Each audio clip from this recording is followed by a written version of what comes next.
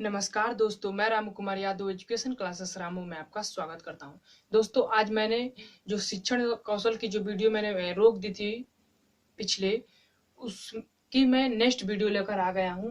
अब हम पढ़ेंगे 1813, 1833 और 1839 का आज्ञा पत्र। तो इससे पहले मैंने मुस्लिम कालीन शिक्षा भी पढ़ाया, वैदिक कालीन शिक्षा और बौद्ध कालीन शिक्षा। तो तीनों शिक्षाएं जो थी मैं उसको पिछली वीडियो में पढ़ाकर अपलोड कर चुका हूं और उसकी प्लेइंग लिस्ट भी बनाया हूं। तो उस वीडियो को आप जरूर जाकर देखिएगा। अगर आप जूनियर सुपर टेट की तैयारी करते हैं तो ये वीडियो आपको बहुत ही महत्वपूर्ण होगी। और वीडियो पसंद आए तो चैनल को लाइक शेयर सब्सक्राइब आप जरूर करिएगा। तो देखिए दोस्तों, मैं पिछली जितनी भी वीडियो बना रहा था, जैसे कि आप लोग देखे होंगे मुस्लिम कालीन शिक्षा, बौद्ध कालीन शिक्षा और वैदिक कालीन शिक्षा। तो उसमें जो हमारा जितने भी बातें हुई थी शिक्षा के संबंध में, यानी कि पुराने जमाने में कैसे शिक्षा का प्रसार हुआ, कैसे धीरे धीरे शिक्षा का जो स्तर हुआ वो ऊपर उठकर आया, तो उसमें हमने बात किया था। बौद्ध कालीन शिक्षा में क्या क्या प्रावधान थे, कैसे शिक्षा दी जाती थी, उस चीजों को आप लोगों को जानना है तो आप हमारे पिछली वीडियो को देखिएगा। लेकिन अब हम बात करेंगे जो है हमारा शिक्षण कौशल का एक बहुत महत्वपूर्ण टॉपिक 1813, 1833 और 1839 का आज्ञा पत्र। ये आज्ञा पत्र क्या होता है कि जब हम उसके बाद जब हम मुस्लिम कालीन, तो अरबों ने आक्रमण किया था, मुसलमानों ने। तो उसके बाद धीरे धीरे यूरोपीय जो व्यापारी थे वो आए, आगमन हुआ उन लोगों का, और उन लोगों का प्रभुत्व धीरे धीरे ज्यादा बढ़ता गया और फिर उन्होंने अपने अंतर्गत भारत की जो शासन व्यवस्था है उसको अपने अंतर्गत कर लिया। जिसमें से अगर हम देखें तो अंग्रेजों का सबसे ज्यादा प्रभुत्व देखा गया था। अंग्रेजों ने क्या किया था कि 1757 में, जो कि प्लासी का युद्ध, उसने बंगाल को जीता, फिर बक्सर को जीता, और ऐसे करते करते वो पूरे भारत पर राज कर लिए। जो बड़े बड़े क्षेत्र होते थे और उसके बाद थोड़े जो छोटे छोटे क्षेत्र होते थे उस पर उन लोगों ने क्या किया कि फूट डाला और राज करने की नीति अपनाई। और उस जिस तरह से उनका जो शासन व्यवस्था थी वो और आगे चलकर मजबूत हो गई। तो जब उन्होंने भारत की शासन व्यवस्था पर शासन कर लिया तो उन्होंने शिक्षा का प्रसार करना चाहा, और इसके लिए सन 1773 में रेगुलेटिंग एक्ट, पहला रेगुलेटिंग एक्ट आया। और उसके बाद हर 20 साल पर नए नए प्रयास करते गए, जिसमें से उन्होंने 1813 में और 1833 और 39 में ये सबसे ज्यादा प्रयास शिक्षा के क्षेत्र में किए गए थे। जहां से प्रश्न बनते हैं, ये टॉपिक दिया गया था शिक्षण कौशल में, जिसमें हम वर्तमान भारतीय समाज प्रारंभिक शिक्षा में पढ़ रहे थे, तो उसमें ये टॉपिक दिया गया है। और इस टॉपिक से प्रश्न बनेंगे और बनने के चांस रहते हैं। तो चलिए इस टॉपिक को हम स्टार्ट करते हैं। देखिए, हमने आपको बता दिया कि रेगुलेटिंग एक्ट हर 20 साल पर आता था। उसी तरह 1813 में एक रेगुलेटिंग एक्ट आया, और उस रेगुलेटिंग एक्ट के अंतर्गत और रेगुलेटिंग एक्ट के अंतर्गत 1813 के आज्ञा पत्र में, यानी कि जो रेगुलेटिंग एक्ट रहा था उसके 43वीं धारा में एक बात कही गई थी। क्या कही गई थी कि 1 लाख रुपए जो वार्षिक खर्च है शिक्षा के क्षेत्र में किया जाएगा। इस रेगुलेटिंग एक्ट में कहा गया था 1813 में। अब वो जब इन्होंने 1 लाख रुपए शिक्षा के क्षेत्र में खर्च करने की बात कही गई, तो ये बात नहीं कही गई थी कि किनको उस क्षेत्र में रखा गया है, शिक्षा के क्षेत्र में, यानी कि किन विद्वानों को रखा गया है। विद्वानों के लिए दरअसल ये 1 लाख रुपए खर्च करने की बात कही गई थी। तो ये तो बात इसमें कही नहीं गई थी कि कौन विद्वानों की श्रेणी में आते हैं। सिर्फ ये बात कही गई थी विद्वानों के क्षेत्र में 1 लाख रुपए का खर्च किया जाएगा। लेकिन ये जब ये बात कही नहीं गई थी, तो इसमें क्या हुआ कि जो भारतीय मूल के व्यक्ति थे और जो अंग्रेजी मूल के व्यक्ति थे, उनमें उन्होंने एक विवाद उत्पन्न कर दिया। उन्होंने कहा कि ये पैसा अंग्रेजों वालों ने, अंग्रेजी मूल के जो वैज्ञानिक थे, विद्वान थे, उन्होंने कहा था कि ये पैसा हमारे लिए खर्च के लिए दिया गया है। लेकिन भारतीय मूल के जो विद्वान थे, जो भी थे, साहित्यकार थे, वो कहते थे कि ये भारतीयों के लिए पैसा दिया गया। और इस तरह से ये जो 1 लाख रुपए की बात है, यह आगे चलकर एक विवाद का रूप ले लेता है, जिसका नाम दिया गया प्राच्य पाश्चात विवाद। तो इसको मैंने डिटेल में यहाँ लिखा हूं कि प्राच्य पाश्चात उसका विवाद दिया गया था। प्राच्यवादी जो थे वो भारतीय मूल के व्यक्ति कहलाते थे, और पाश्चात्यवादी जो है अंग्रेजी मूल के जो कर्मचारी होते थे, कंपनी के कर्मचारी होते थे, वो कहलाते थे। जब तो ये विवाद अब धीरे धीरे ज्यादा रूप लेने लगा, मतलब कि ये धीरे धीरे जो विवाद था वो आगे चलता गया। अब इसमें एक नाम आता है, जैसे प्राच्यवादियों के अंतर्गत तो अंग्रेजी थे, जैसे जॉन डकन, ये पहले क्या थे कि अंग्रेजी मूल के थे, लेकिन जो भारतीय विद्वान थे उनसे इन्होंने प्रभावित होकर इन्होंने इस प्राच्यवादियों का साथ दिया, और एक वारेन हेस्टिगेशन की जो ये गवर्नर भी था, और एक विल्सन, ये तीन लोगों का नाम आता है जो अंग्रेजी मूल के थे, वो भारतीयों का साथ दे रहे थे इस प्राच्य पाश्चात विवाद में। और पाश्चात्यवादियों के अंतर्गत कर्मचारी के कंपनी के जो कर्मचारी थे अंग्रेजी, वो थे, उन लोगों का ये विवाद का रूप लिए थे इन लोगों के द्वारा। तो ये क्या हुआ कि प्राच्य पाश्चात विवाद एक उत्पन्न हो गया।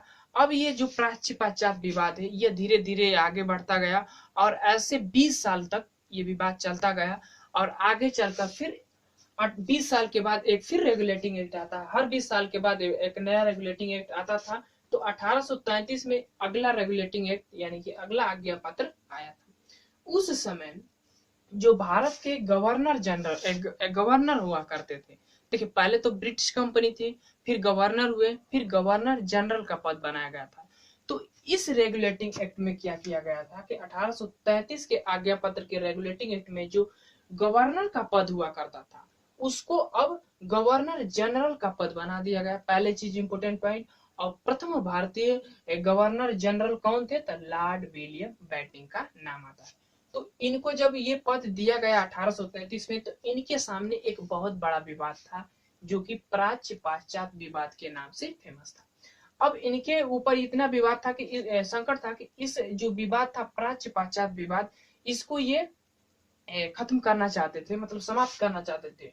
तो इन्हीं की सहायता के लिए ब्रिटिश जो कि जो अंग्रेज थे, उन्होंने एक क्या किया कि एक उन्होंने किया था, देखिए यहाँ पे लिखा हूं कि गवर्नर जनरल के कानूनी सलाहकार के रूप में, मतलब जो गवर्नर जनरल हुआ करता था उसकी कानूनी सलाहकार के रूप में एक व्यक्ति का चुनाव किया उन लोगों ने, और चुनाव सलाहकार के रूप में लॉर्ड मैकाले का 10 जून 1834 को आगमन हुआ। इनको मतलब कानूनी सलाहकार के लिए इनको बुलाया गया, लॉर्ड मैकाले को, और इनको इनको क्या किया गया कि लोक शिक्षा समिति जो बंगाल की थी उसको सभापति इनको बना दिया गया था।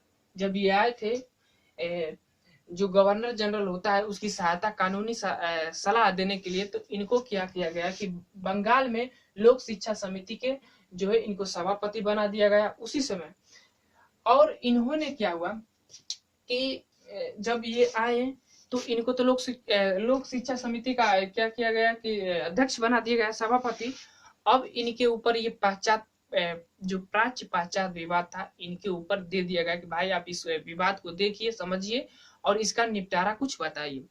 अब इन्होंने क्या किया कि जब इनको सभापति बना दिया गया तो इन्होंने क्या किया कि बंगाल का कई क्षेत्रों का दौरा किया, और कई क्षेत्रों के दौरा करने के बाद इन्होंने अपना सुझाव 2 फरवरी 1935 को गवर्नर जनरल यानी लॉर्ड बेंटिंक को दिया। इन्होंने 2 फरवरी 1935 को अपना सुझाव दिया था।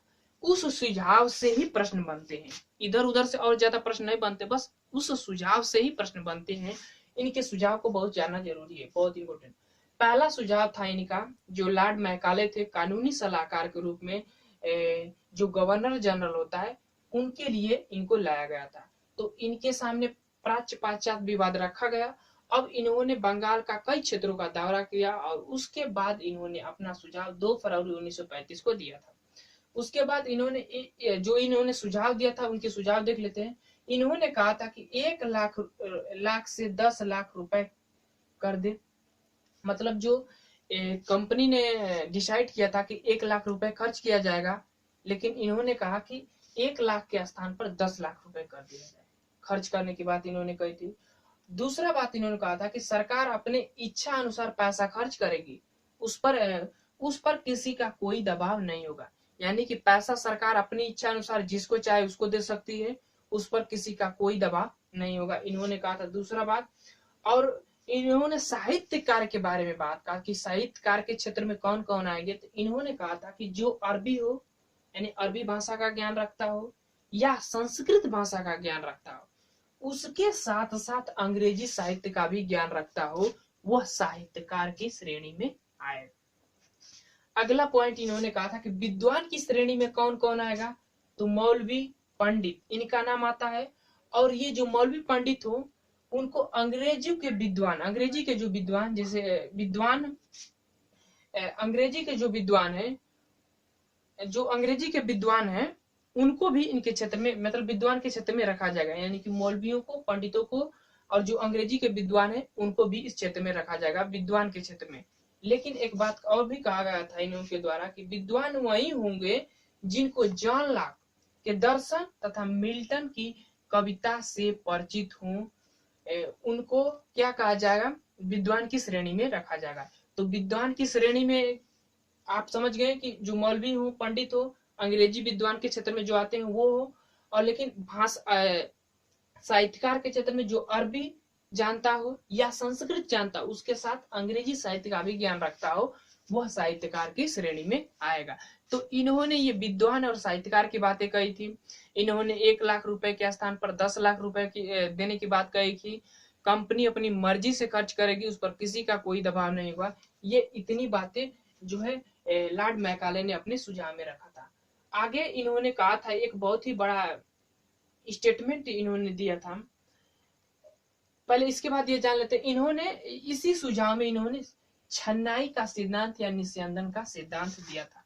ये छन्नाई का सिद्धांत या निस्यंदन का सिद्धांत होता क्या है, इसको थोड़ा समझ लेते हैं। छन्नाई के सिद्धांत में या निस्यंदन के सिद्धांत इसको कह सकते हैं। इस सिद्धांत के द्वारा इन्होंने बताया था कि पहले हम जो शिक्षा है वो उच्च वर्ग के लोगों को दिया जाएगा, और उसके बाद जो शिक्षा का प्रसार वो धीरे धीरे छन कर निम्न वर्ग के व्यक्तियों तक पहुंच जाएगा। इनका ये मानना था। इसी छन्नाई का सिद्धांत यही कहता है, ठीक, कि पहले उच्च वर्ग को दिया जाएगा, वह धीरे धीरे छन कर निम्न वर्ग तक के व्यक्तियों तक शिक्षा का प्रसार हो जाएगा। तो ये छन्नाई का सिद्धांत समझ गए, इसी सुझाव में इन्होंने दिया था। अगला स्टेटमेंट इन्होंने कहा था, और ये 2 स्टेटमेंट इनका बहुत ही महत्वपूर्ण है, पूछा जाता है, याद रखिएगा। पहला है, इन्होंने कहा था कि यद्यपि मैं संस्कृत एवं अरबी भाषा के ज्ञान से अनभिज्ञ हूं, किंतु श्रेष्ठ यूरोपीय पुस्तकालय की मात्र एक अलमारी भारतीय एवं अरबी भाषा के संपूर्ण साहित्य से अधिक मूल्यवान है। इस तथ्य को प्राच्यवादी संघर्ष स्वीकार करे। अब देखिए, जब इन्होंने ये से स्टेटमेंट जब इनको दिया गया, तो अब ये जो प्राच्यवादी थे, तो इनके दिमाग में ये भर गया कि ये जो मैकाले साहब है ये पाश्चात्यवादियों का समर्थन कर रहे हैं, और जो हमारी साहित्य है, हमारे जो साहित्यकार हैं, जो साहित्य हैं, उनकी ये निंदा कर रहे हैं, जिसके कारण ये जो इनका सुझाव है ये और ही विवाद का रूप ले लिया। और यह जो इन्होंने सुझाव दिया था, इसके आधार पर जो अभी प्राच्य पाश्चात्य विवाद चल ही रहा था, उसका जो विवाद है और उग्र रूप धारण कर लिया, और तेजी से इनका विरोध होने लगा। जो है मैकाले साहब है, इनका विरोध होने लगा।